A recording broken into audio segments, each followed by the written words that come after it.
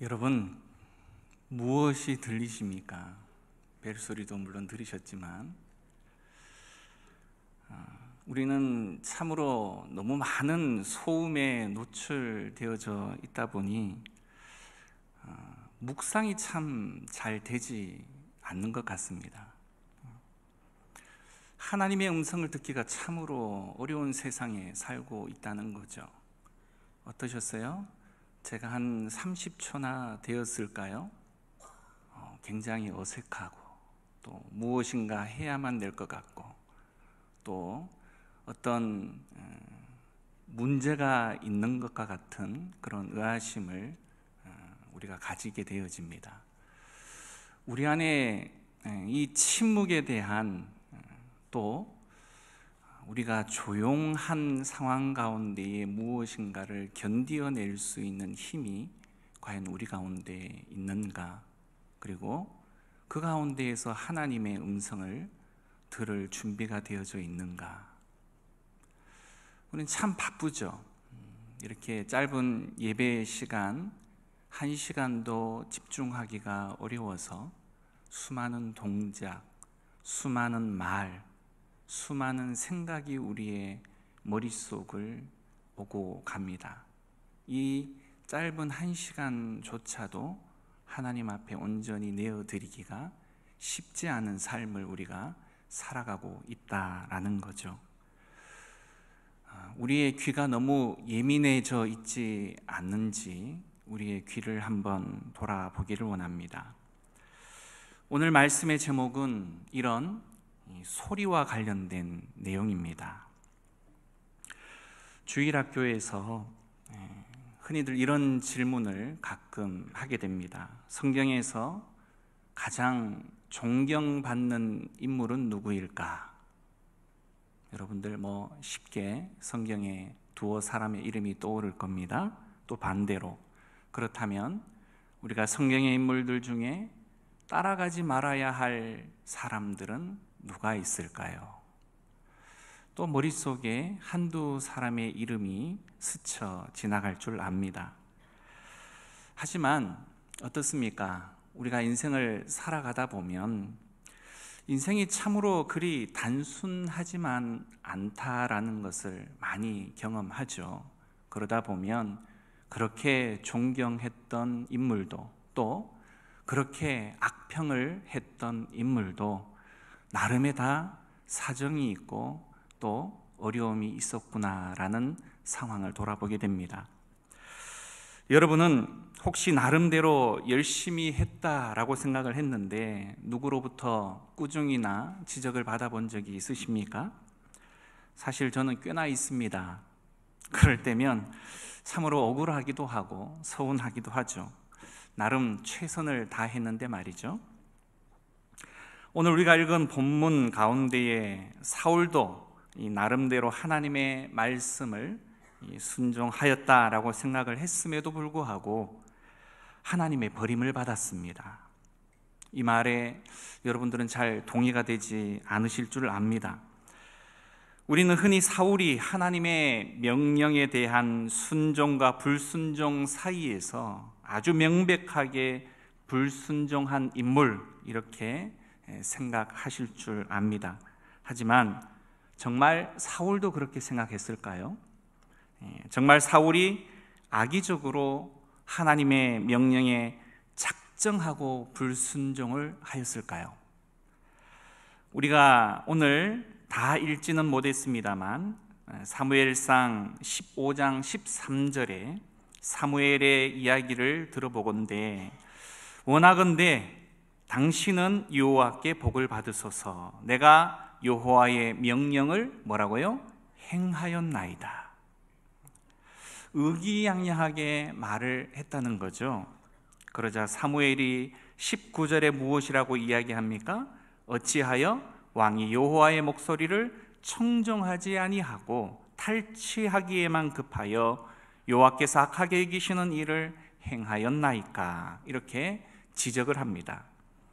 이렇게 지적을 받았으면 사울이 아이고 죄송합니다, 잘못했습니다 이렇게 바로 엎드려야 하는데 15장 20절과 21절을 보면 나는 실로 여호와의 목소리를 청종하여 여호와께서 보내신 길로 가서 아말렉 왕 아각을 끌어왔고 아말렉 사람들을 진멸하였으나 다만 백성이 그 마땅히 멸할 것 중에서 가장 좋은 것으로 길갈에서 당신의 하나님 여호와께 제사하려고 양과 소를 끌어왔나이다.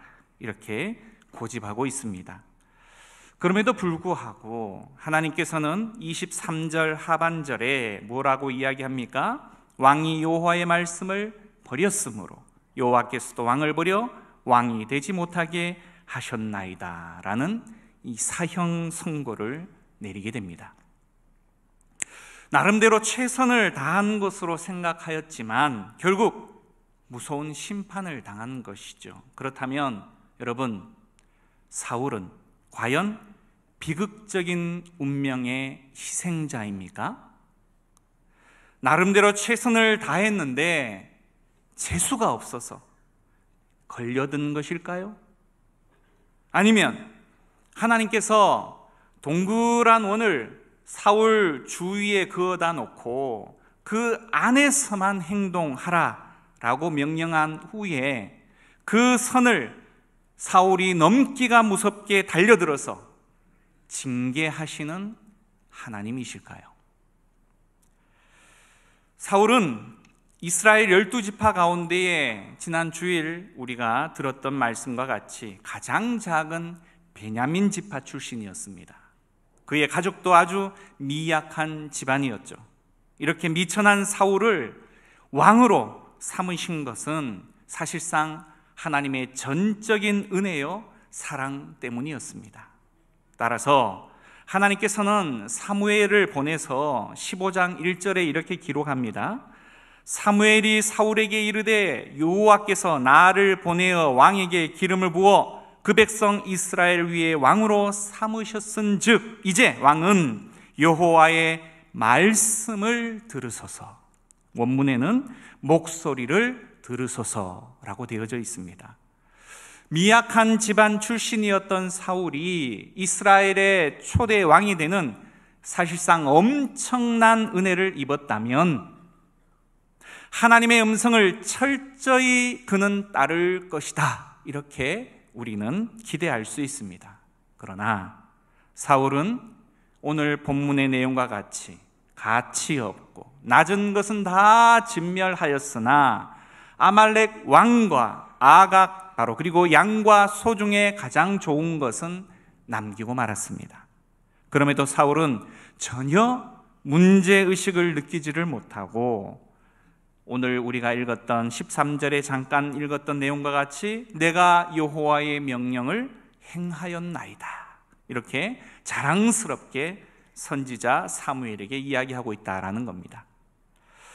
사무엘은 이미 하나님의 말씀을 통해서 사울이 하나님의 명령을 수행하지 않았음을 알고 있었음에도 불구하고 단도직입적으로 그를 책망하지 않았습니다. 단지 14절 말씀에 사무엘이 이르되 그러면 내 귀에 들려오는 이 양의 소리와 내게 들리는 이 소의 소리는 어찌 됨이니까? 라고 간접적으로 물었죠.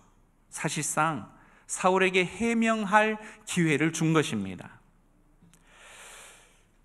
사울은 양과 소의 가장 좋은 것은 여호와께 제사하기 위해 남긴 것뿐이요 자기보다 백성들이 한 것입니다 라고 발을 빼기 시작을 합니다. 15절 말씀 사울이 이르되 그것은 무리가 아말렉 사람에게서 끌어온 것인데 백성이 당신의 하나님 여호와께 제사하려 하여 양들과 소들 중에서 가장 좋은 것을 남김이요 그 외의 것은 우리가 진멸하였나이다 이렇게 말합니다. 이에 사무엘은 더 이상 빙 둘러 말하기가 싫었습니다. 그래서 19절에 이렇게 이야기하죠. 어찌하여 왕이 여호와의 목소리를 청정하지 아니하고 탈취하기에만 급하여 여호와께서 악하게 여기시는 일을 행하였나이까? 사실 사울은 이 아말렉 왕 아각을 전리품으로 데려오기를 원했던 것이 분명합니다. 전쟁을 승리로 이끌고 적국의 왕을 사로잡아서 백성들 앞에 보이는 것, 상상만 해도 신나는 일 아니겠습니까? 내가 잡았어. 우리가 이겼어. 자신의 업적과 공로를 자랑하고 그런 이 백성들 앞에서 자신의 이름을 드러내고자 하는 이 욕망의 소리에 사실상 하나님의 목소리는 너무 작아지고 말았다라는 것이죠. 특히 12절 말씀 중에 보면 사울이 갈멜에 이르러 자기를 위하여 무엇을 세웠다고요? 기념비를 세우고, 결국 자신을 드러내려는 이 욕망의 소리가 그를 사로잡고 있었다라는 것입니다. 더욱이 백성들은 가치 없고 낮은 것만 없애고 좋은 것을 남기자고 사울에게 아주 강력하게 요구한 것으로 보입니다. 24절을 보면 사울이 사무엘에게 이르되 내가 범죄하였나이다. 내가 여호와의 명령과 당신의 말씀을 어긴 것은 무엇 때문이라고요? 내가 백성을 두려워하여 그들의 말을 청종하였다라고 말하고 있죠. 이를 보면 백성들의 요구가 매우 강했던 것으로 보입니다. 백성들도 전쟁 승리의 기념으로 전리품을 가지고 가기를 원했던 것이죠. 맨손으로 돌아가기보다는 소와 양들 가운데 좋은 것을 끌고 귀국하면 보기에도 얼마나 좋겠냐라는 겁니다. 이에 사울과 백성들은 서로의 욕망에 의기투합을 한 것이죠. 그런데 어떻습니까? 어떻게 보면 우리는 얼마든지 이 사울의 말을 수긍할 수도 있고 그의 처지를 동정할 수도 있는 분들이 계실 줄 압니다. 이 정도쯤이야 무슨 그리 큰 문제가 되겠냐라는 거죠. 그러다 보면 우리의 입장에서는 하나님이나 사무엘의 책망이 너무 심한 것은 아니냐라는 느낌을 가질 수가 있습니다. 그러나 문제는 이 일에 대한 단호한 하나님의 평가요 말씀이죠. 22절을 보면 사무엘이 이르되 여호와께서 번제와 다른 제사를 그의 목소리를 청정하는 것을 좋아하신 같이 좋아하시겠나이까? 순종이 제사보다 낫고 듣는 것이 숫양의 기름보다 나으니. 우린 여기서 순종의 중요성과 불순종의 심각성을 깨달을 필요가 있다라는 겁니다. 그저 대강 대충 여호와의 명령을 수행하기만 하면 된다라는 그러한 어리석은 생각은 하나님 앞에 통하지 않는다는 거죠. 하나님의 명령을 부분적으로 순종하는 것은 사실상 불순종하는 것과 동일하다라는 겁니다. 그렇다면 사울이 여호와의 명령에 이렇게 불순종하게 된 이유가 무엇일까요? 그에게는 말씀드렸던 것처럼 여호와의 목소리 외에 다른 목소리 있었고 그 목소리들이 내는 소리가 그에게 너무 감미롭게 들려왔다라는 겁니다. 만일 여호와의 목소리만 있었다면 사울은 큰 문제가 없었을 것입니다. 그러나 사울이 살고 있는 그때의 그 세상은 여호와의 목소리만 들리는 천국이 아니었습니다. 여러분, 우리가 사는 이곳도 마찬가지겠죠. 먼저 사울에게 들려오는 소리가 있었습니다. 그 소리는 양의 소리와 소의 소리였습니다. 그 소리는 사실상 이 사울의 이 내면적인 욕망의 소리를 보여주는 아주 청각적인 이미지입니다. 또한 백성들의 소리가 들렸다라고 이야기를 합니다. 백성들은 사울이 위협을 느낄 정도로 양과 소 중에 좋은 것을 남기자라고 요구를 합니다. 백성들의 목소리는 정치가에게 있어서 신의 목소리와도 같은 것이지 않겠습니까? 그러나 세상 정치가는 어떠하든지 간에 이스라엘의 왕인 사울은 하나님의 목소리보다 백성들의 목소리를 결코 두려워해서는 아니 되었습니다. 하지만 그는 이 백성들의 목소리에 굴복하고 말았다라는 거죠. 결국 사울은 하나님의 목소리도 들었지만 동시에 백성들의 소리, 그리고 소와 양의 소리를 들었습니다. 그리고 하나님의 목소리보다 더 크게 울리고 더 감미롭게 여겨졌던 소와 양의 그 매력적인 유혹의 소리와 백성들의 위협의 소리를 더 주목하고 따르고 말았다라는 거죠. 이 사실은 오늘날 우리에게 큰 교훈을 던져주는 줄 압니다. 사울과 마찬가지로 우리들도 사실상 수많은 소리들에 둘러싸여져 살아가고 있습니다. 가장 대표적으로 우리 자신의 욕망의 소리를 우리는 늘상 듣고 삽니다. 우리는 우리의 이 오감을 통해서 수많은 정보들을 받아들이고 있죠. 남이 입고 다니는 모습, 남이 살아가는 모양, 남이 직장에서 성공한 이야기, 남의 자식이 그 부모에게 대하는 그 모습을 듣다 보면 욕망의 소리가 확성기를 타고 점점 더 커지고 맙니다.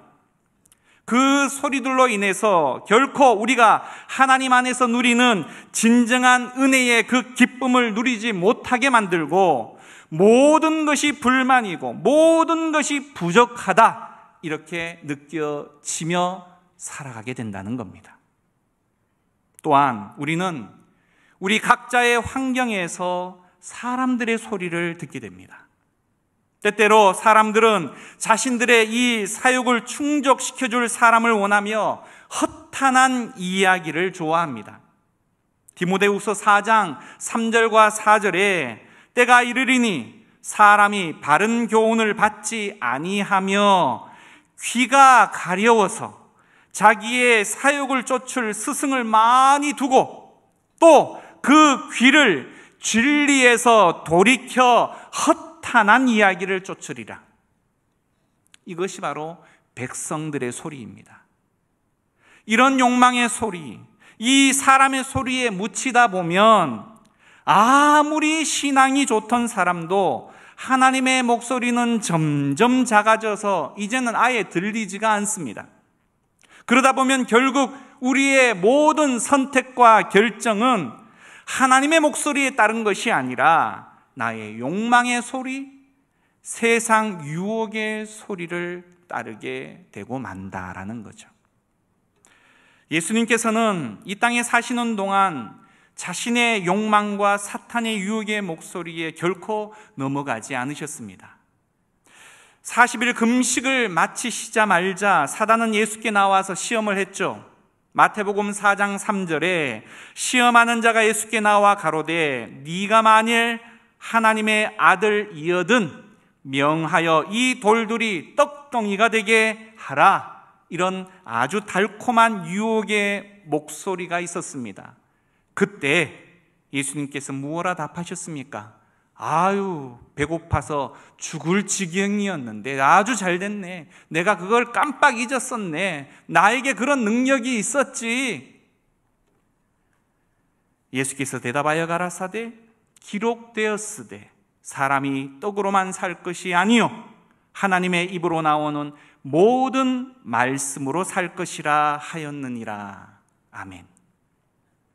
사울 같았으면 어땠을까요? 40일 동안, 여러분 40일 금식하기 쉽습니까? 40일 동안 충분히 금식도 했고 하나님께 이 정도의 기도의 종성을 보였다면 할 만큼 했지 않냐. 고픈 배를 위로하기 위해 이 정도쯤이야 뭐 그리 큰 문제겠어? 이렇게 했을지도 모를 일입니다. 하지만 예수님은 단호하셨죠. 또 십자가에 달려 돌아가실 때도 마태복음 27장 39절 이하에 보면 지나가는 자들은 자기 머리를 흔들며 예수를 모욕하러 가르되 성전을 헐고 사흘에 짓는 자여 네가 만일 하나님의 아들이거든 자기를 구원하고 십자가에서 내려오라. 또 그와 같이 대제사장들과 서기관들과 장로들도 함께 희롱하여 가로되 저가 남은 구원하였으되 자기는 구원할 수가 없도다. 저가 이스라엘의 왕이로다. 지금 십자가에서 내려올지어다. 그러면 우리가 믿겠노라.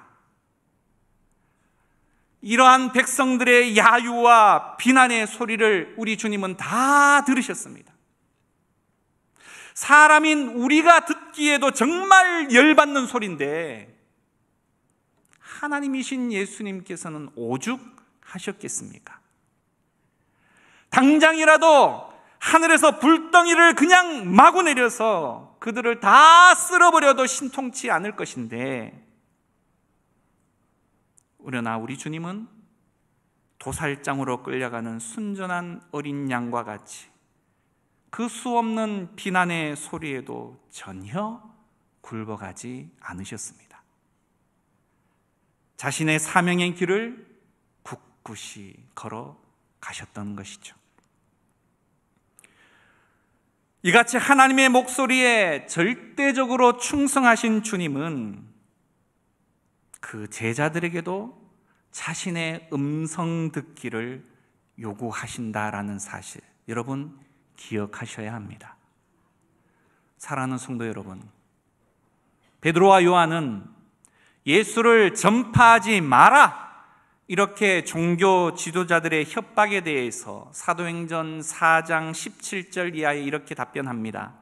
하나님 앞에서 너희 말 듣는 것이 하나님 말씀 듣는 것보다 옳은가 판단하라. 우리는 보고 들은 것을 말하지 아니할 수 없다. 이렇게 당당하게 말했습니다. 베드로와 요한도 사실상 권력의 핍박을 받아낼 각오로 이렇게 선언한 것입니다. 오늘날 그리스도인들이 주님의 음성보다 이 자신의 욕망의 소리와 백성들의 그 소리를 듣는 이유가 무엇일까요? 바로 대가를 치르기를 원하지 않는다는 겁니다. 상처 입기를 싫어라 한다는 겁니다. 요즘 새벽마다 사도행전을 살펴보고 있습니다.